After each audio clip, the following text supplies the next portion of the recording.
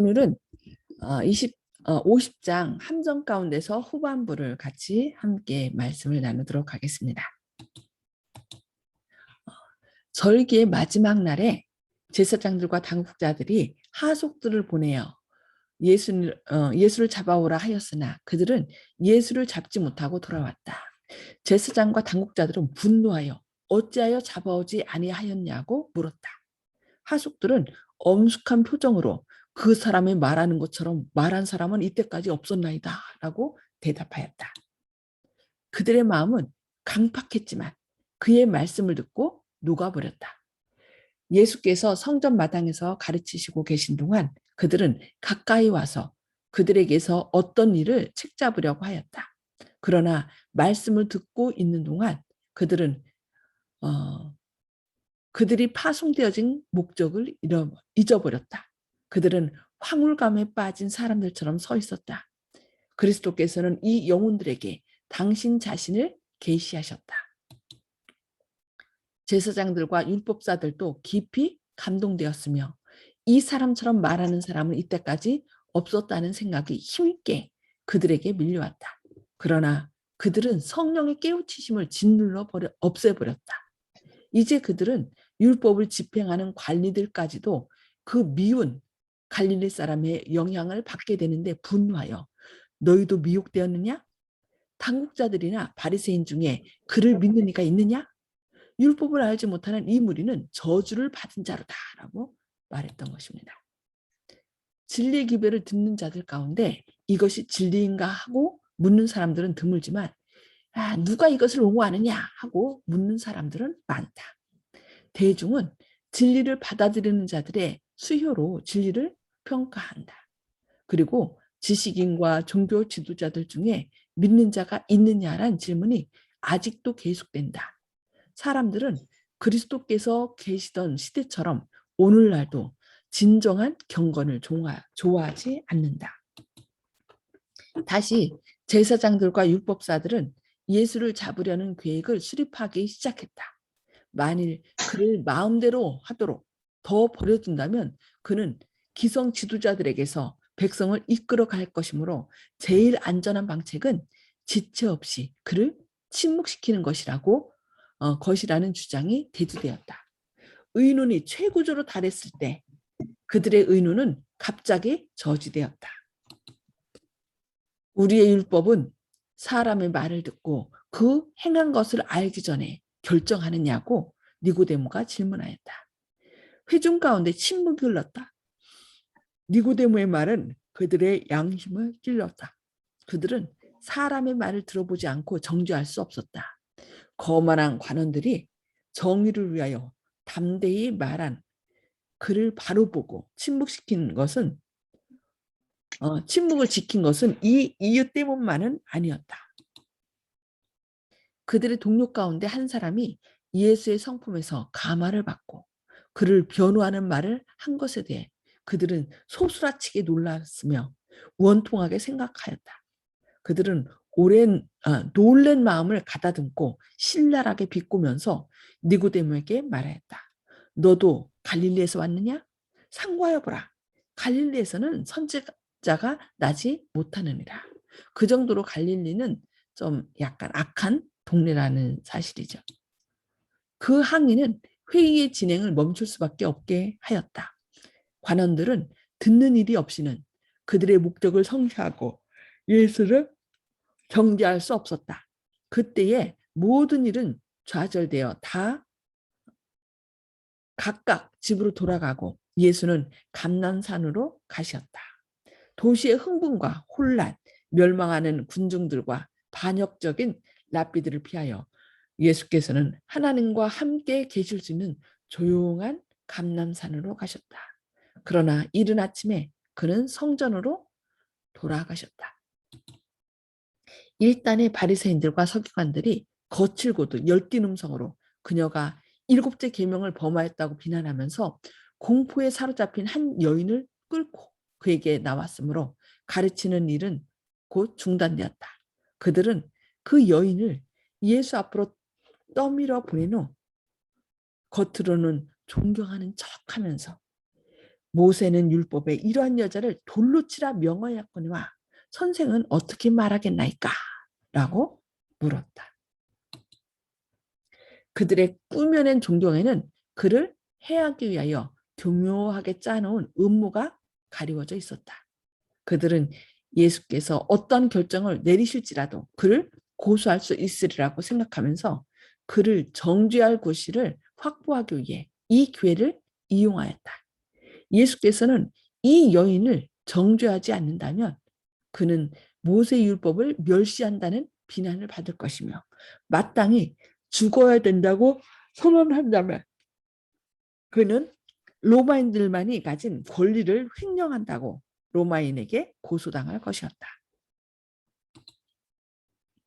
예수께서는 잠시 동안 수치심으로 떨고 있는 여인과 인간적인 동정조차 없는 철면피한 고관들을 바라보았다.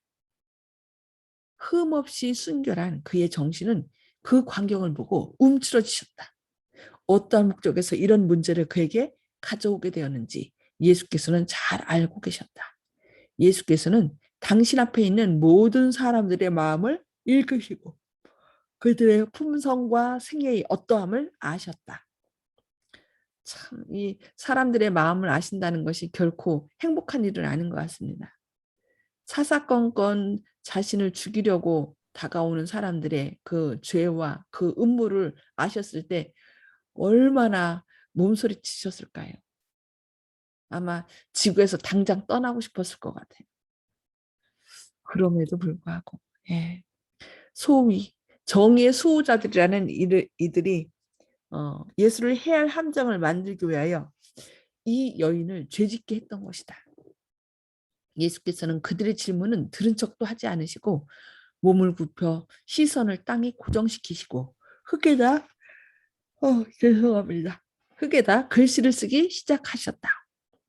예수께서 지체하시고 무관심하신 듯함에 참을 수 없이 된 고수자들은 그 문제에 관심을 기울이시도록 강력하게 촉구하면서 더욱 가까이 다가갔다. 그러나 그들의 시선이 예수의 시선을 따라 땅바닥으로 쏠렸을 때 그들의 안색은 변화했다. 그들 앞에 그려져 있는 것은 그들 자신의 생애의 숨은 죄의 비밀들이었다.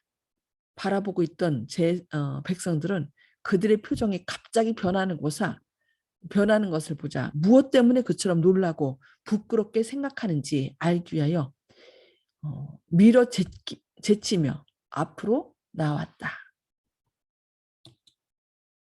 율법을 존중한다는 그들의 모든 공언에도 불구하고 랍비들은 여인을 고소하기 위하여 데려옴으로 율법의 규정을 무시하고 있었다. 그 여자를 고소할 의무는 남편에게 있었으며 범죄한 상대방도 똑같이 처벌을 받아야 하였다. 고수자들의 행동은 완전히 월권이었다. 그러나 예수께서는 그들 자신의 입장에서 그들을 대하셨다. 돌로 쳐 죽이는 형벌을 지팡할 때 그 사건의 증인들이 먼저 돌을 던지도록 율법에 명시되어 있었다. 예수께서 일어나셔서 음모한 장로들을 바라보시면서 너희 중에 죄 없는 자가 먼저 돌로 치라고 말씀하셨다. 다시 몸을 굽혀 땅에 계속 기록하셨다. 예수께서는 모세를 통하여 주신 율법도 제거하지 않으셨으며 또한 로마의 권위도 침해하지 않으셨다. 고발자들의 계획은 좌절되었다.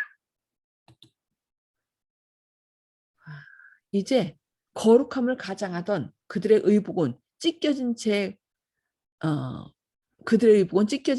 그들은 무한히 순결하신 분 앞에서 정죄를 받고 서 있었다.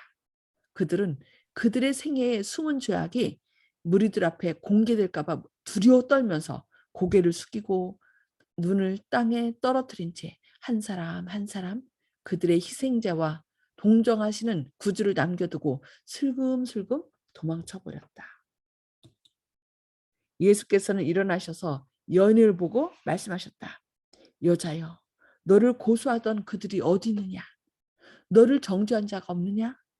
그가 대답하되 주여 없나이다.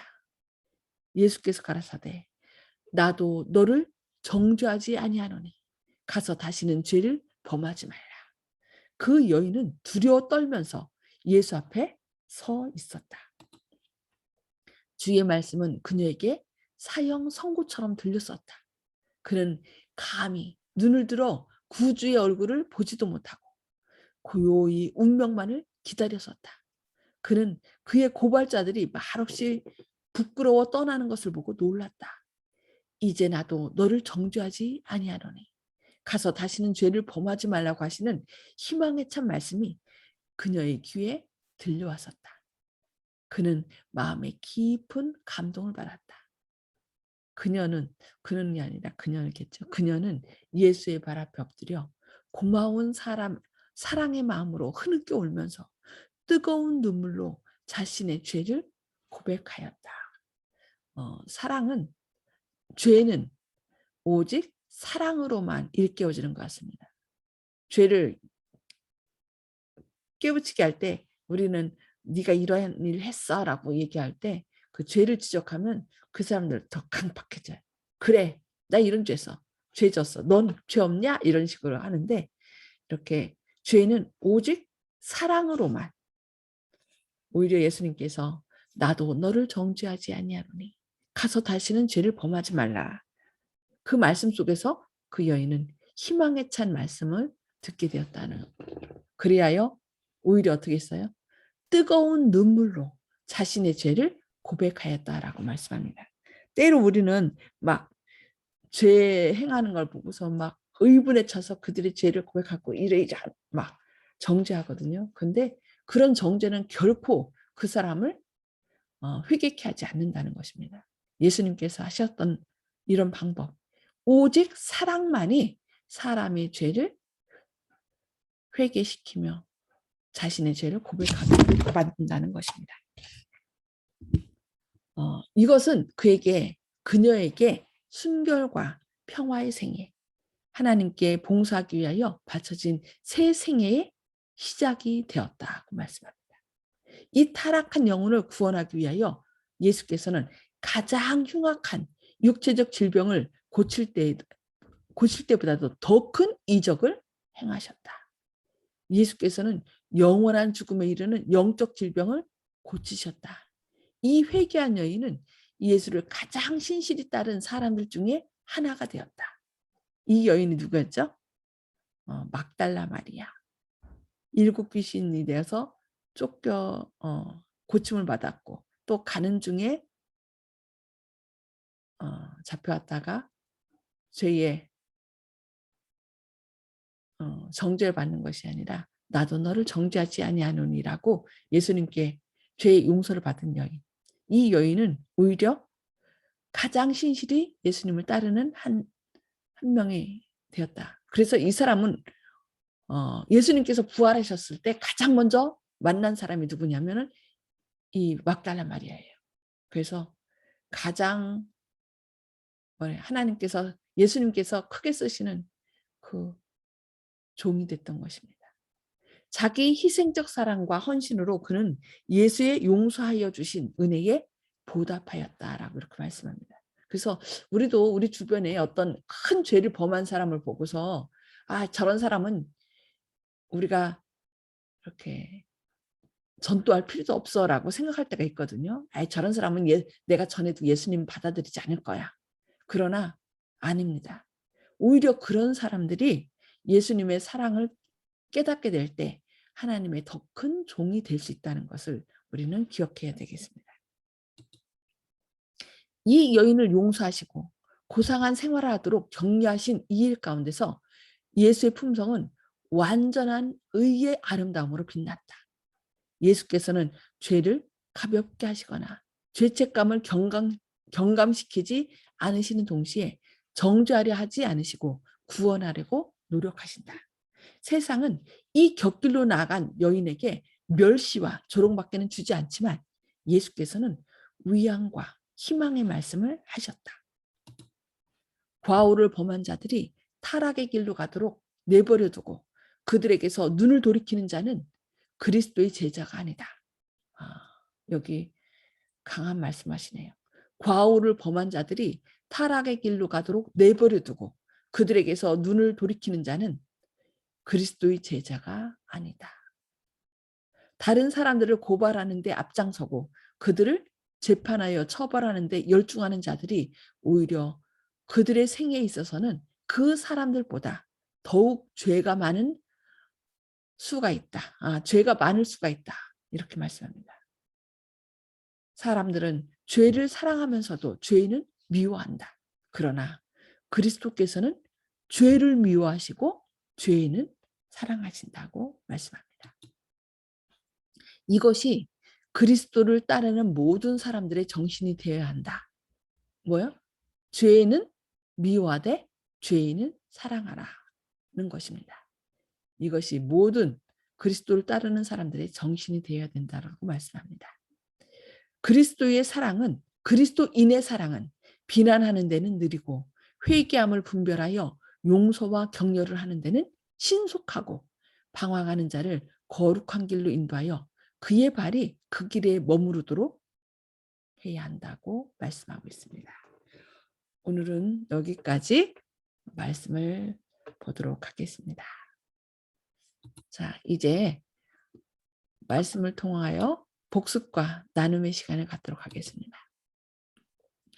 첫 번째, 가늠한 여인을 데려온 사람들에게 너희 중에 죄 없는 자가 돌로 치라고 말씀하시며 그들의 죄를 바닥에 쓰신 예수님의 모습을 통해 배울 교훈은 무엇인가요? 막 사람들이 가늠한 여인을 데려와서 응? 예수님 어떻게 해야 됩니까? 하고 막 고발했잖아요. 그런데 예수님은 오히려 바닥에 뭔가 쓰시면서 너희 중에 죄 없는 자가 돌로 치라 이렇게 말씀했어요. 이것을 통해서 우리가 배울 교훈은 무엇일까요? 남의 죄를 정죄할 자격이 없다는 것을 느꼈습니다. 아멘. 감사합니다. 다른 분, 허장로님은 또 무엇을 느끼셨나요? 허장로님 마이크 켜주세요. 허원회장, 예, 예, 네, 예, 네, 여인도 죄를 졌지만 우리도 예, 죄를 짓고 사니까 너무 가혹하게 판단하지 말라 이렇게 읽었습니다. 예, 감사합니다. 윤 장로님은 어떻게 생각하시나요?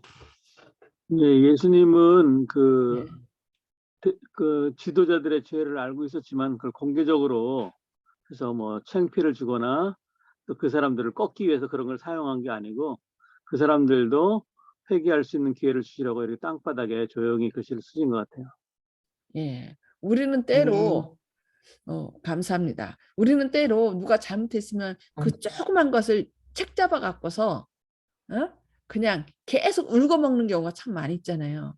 더군다나 그게 제일 많이 행되는 것이 정치판 서로 막 이용하는데 참 안타깝죠. 우리가 좀 기도를 많이 해야 될 것 같아요. 그러니까 죄를 어떻게 알아? 덮어주러. 사랑은 허다한 죄를 덮는다. 그런데 그 예수님의 마음, 사람들의 죄를 드러내지 않고 회개하기를 바라시는 예수님의 마음을 우리가 좀 본받아야 될 것 같습니다. 자, 조영식 총재님 어떻게 생각하시나요?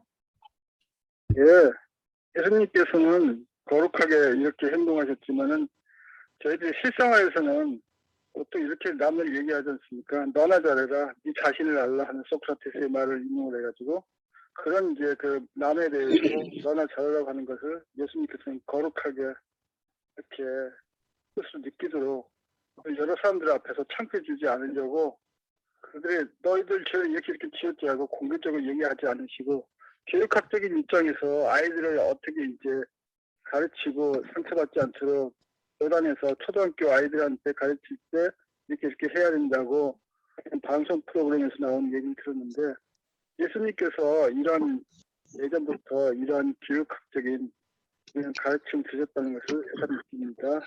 예수님이 원조입니다. 아멘. 아멘. 감사합니다. 자, 두 번째요. 간음 중에 잡힌 여인을 대하시는 예수님의 모습을 통해 배워야 할 교훈은 무엇인가요? 예수님의 어떤 모습을 담기를 원하시나요?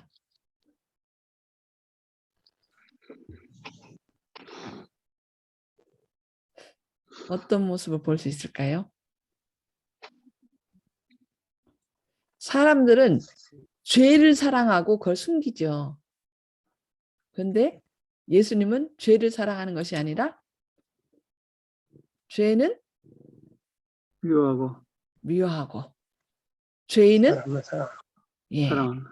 사랑하시는 예수님의 마음.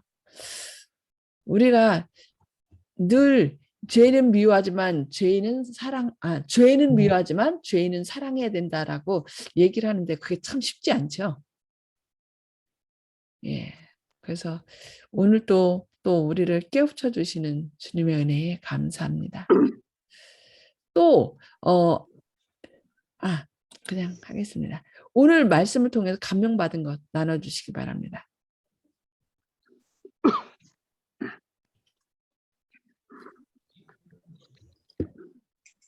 송지사님. 예수님은 허다한 죄를 다 사랑으로 덮어주신다는 것을 깨달았습니다. 아멘. 감사합니다. 그러니까 예수님이 그러셨으니까 우리도 그걸 닮아야 되겠죠. 그런 모습을. 아멘. 네. 아멘. 감사합니다. 허원희 장로님. 예수님의 용서의 정신을 배웠습니다. 용서. 죄를 지은 사람을 용서하는 그 정신을 배웠습니다. 아멘. 감사합니다. 윤 장로님. 예수님은 앞에 나오는 것처럼 니고데모 이제 정치인 같은 이런 사람들도 친구로 두시고 또 이제 가늠한 여인 같은 분들도 가까이 하시는 이런 넓은 보폭을 보이셨는데요.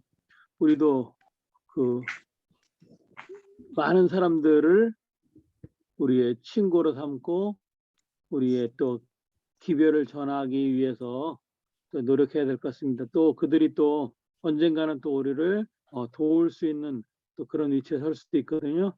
아멘. 그래서 그런 넓은 마음을 갖고 또 차별하지 않고 이렇게 넓게 사람들을 알아야 될 것 같습니다. 아멘. 아멘. 감사합니다. 자, 조영식 형제님. 예수님의 여러 사랑의 기사 중에서 제가 제일 좋아하는 그 탕자의 비유와 이것 할루증 않는 여인 이렇게 몇 가지를 고를 수 있는 중인데 이 내용도 상당히 감동적이었습니다. 여기서 이것을 잘못 생각하는 사람들이 또 있는 것 같습니다.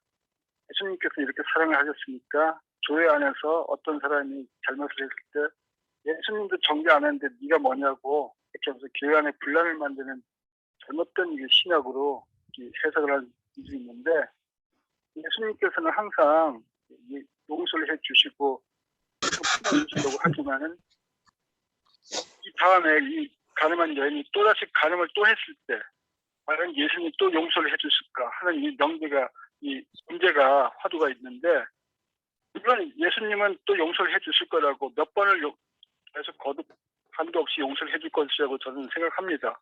하지만 사람들은 그러니까 우리가 성화는 어렵다. 교회 가서 열심히 헌금 잘 내고 하면 천국 가겠지 하는 이런 생각으로 조금 잘못 이해하고 있는데요. 예수님께서 용서하신 의미를 바로 알아야겠습니다.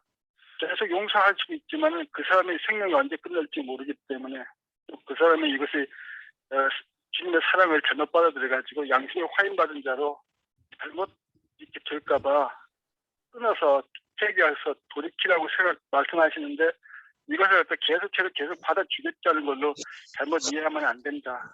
그런 생각을 했습니다. 아멘. 아멘. 그래서 가늠 중에 잡힌 여인한테 딱 뭘 얘기했어요? 나도 너를 정죄하지 않으니 그 뒤에 말 다시는 죄를 범치 말라. 예, 우리가 죄를 용서는 받지만 다시 죄를 짓지 않도록 우리의 마음을 의지를 누구에게?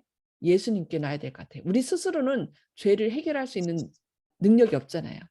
그래서 예수님이 우리를 위하여 대신 돌아가신 거고 내가 해결했으니 나와 함께 죄를 이기자라고 초청하는 거거든요. 그래서 그 예수님을 통하여 우리가 무엇도 죄의 문제도 해결할 수 있다는 것이 믿음으로 말미암은 의거든요. 내 힘으로 하는 것이 아니라 예수님께서 나의 지혜와 의로움과 거룩함과 구원함이 되신다는. 그래서 나의 삶의 주인이 예수님이 되도록 내 의지를 주님께 내려놓을 때 다시는 죄를 범치 않는 사람이 될 것입니다. 저는 오늘 말씀 가운데 그 범죄한 자를, 그런 사람들을 그냥 돌이키지 않고 그냥 그들을 내버려 두는 것은 그리스도의 제자가 아니다라는 그 말씀. 우리가 때로 한두 번 하고서 그냥 아이고 그래 난 할 거 다 했어 하고서 그냥 딱 돌아서서 오는 경우가 있거든요. 근데 그렇게 하는 것은 그리스도의 제자가 하는 일이 아니라는 말씀이 와닿았어요. 그래서 끝까지 기도하면서, 그게 쉽지 않지만 예수님의 심정으로 죄를 범한 사람들에게 끝까지 사랑을 갖고서 간구하고 또 기도해야 되는 것이 그리스도인의 참된 제자가 해야 할 일이라는 것을 배웠습니다. 오늘 말씀을 생각하면서 먼저 이제 기도하고 개인 기도 나누도록 하겠습니다. 기도하시겠습니다. 하늘에 계셔서 저희를 사랑하신 아버지, 오늘 또 저희를 깨워주시고 또 주님의 말씀으로 먼저 먹여주시니 감사합니다. 주님, 함정 속에서도 그 함정에 빠지지 않고 죄가 무엇인지 또 그들의 죄를 밝히 드러내진 않았지만 또 그들 스스로 알 수 있도록 땅바닥에 쓰셨으며, 그들의 죄는 미워했지만 죄인들은 용서하신 주님의 놀라운 사랑을 다시금 보게 하시니 감사합니다. 주님, 저희들도 사람들의 이런 진리를 대적하는 사람들의 함정에 빠지지 않도록 저희들에게 성령으로 인도하여 주시고, 또한 주님께서 죄는 미워했지만 죄인들은 용서한 것처럼 저희들도 그들을 주님의 마음을 가지고 대할 수 있도록 주님 함께하여 주시옵소서. 오늘도 저희의 의지를 주님께 내려놓습니다. 저희의 연약함 대신에 주님의 사랑을 부어주셔서 주님의 사랑으로 많은 사람들을 품게 하시고 또 죄를 이길 수 있도록 주님께서 우리 안에 주인으로 역사하여 주시옵소서. 또 점점 악해지는 이 세상의 악을 주님의 보혈로 제거해 주시고 그들이 주님 안에서 참된 자유를 체험할 수 있도록 성령님께서 그들 마음 가운데 강하게 역사해 주셨길 바라오며 예수님의 이름으로 간절히 기도드리옵니다. 아멘.